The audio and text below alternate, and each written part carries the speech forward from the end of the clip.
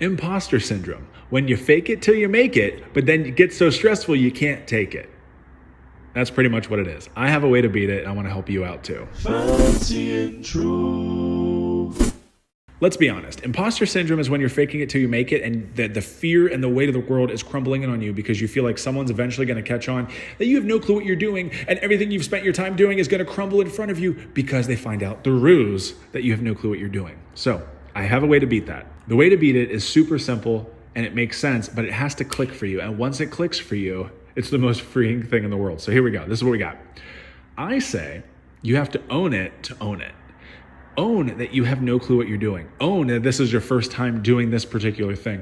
Own that you are learning this as you go so that eventually that block is out of the way and you can own your craft. You can hone in your craft. So we got to own it to own it.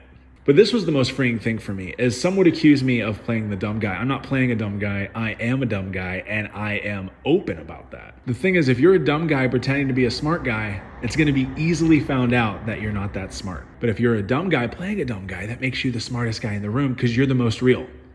No one can challenge you on anything. You can say, I don't know that. Let me find out. Or, ooh, I never heard that before. That's really cool. Like, it's interesting. So for me, I quit my job of almost 12 years in customer service, managing customer support, customer success, all that stuff to pursue photo and video. So at the end of December 2020, I quit my job and I went full-time into photo and video, which I've been doing on the side for about 5 years, 6 years. And instantly you start comparing yourself to other people. I came out from the get-go and said, hey guys, I'm officially doing this full time. I have no clue what I'm doing.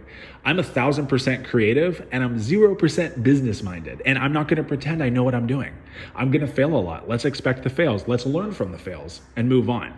So I think once you can grasp that I don't know what I'm doing, and that's okay, because we all have to learn from somewhere.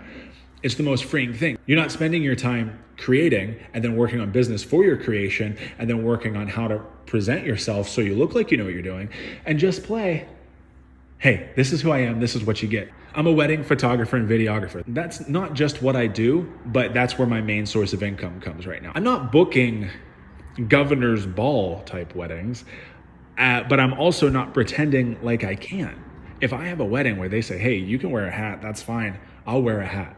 I'm not going to pretend like, oh, I'm not going to be Tarzan. Do you guys remember the Brendan Fraser version of Tarzan? And he was trying to be all dressed up and stuff.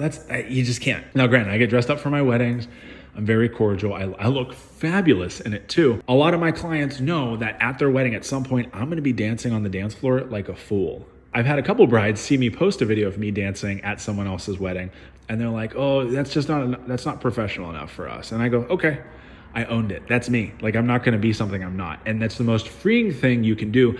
And 9 times out of 10, people like the genuineness. See, I don't even know that word. Like you being genuine, whatever that means. So that's how you beat imposter syndrome, is you're not comparing yourself to others. You got to be you. And if you are comparing yourself to others, be fully you when you're comparing so you know where you can grow. You can't grow if you're pretending to be this super successful, rich, James Bond type person, but inside you're just a little kid playing in a poopy diaper. That's a horrible analogy, and I'm going to own it right now. I'm sorry. But you got to own it to own it. And once you're weighing yourself down by faking it to make it. And I've lived my whole life fake it to make it. And I'm still faking it till I make it because I'm not a businessman and I started a business. So I'm faking it till I make it. But I'm owning that I have no clue what I'm doing. And that's the biggest step of starting your own business, is accepting that you have no clue what you're doing, and that's okay. I spent over 10 years watching YouTube videos on how to quit your job and start your own business. And then when I quit my job to start my own business, I didn't watch any YouTube videos, which seems kind of backwards. But I'm doing it. We're going at it. I'm learning. I'm failing a lot, but those are the steps to success. Faking it till you make it is a hindrance to you climbing those stairs and succeeding in what you do. So own it. Most of my followers know I'm a knucklehead.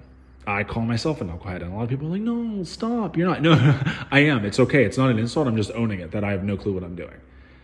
So own it so you can own it. It's pretty straightforward. I'm not even going to ramble on anymore.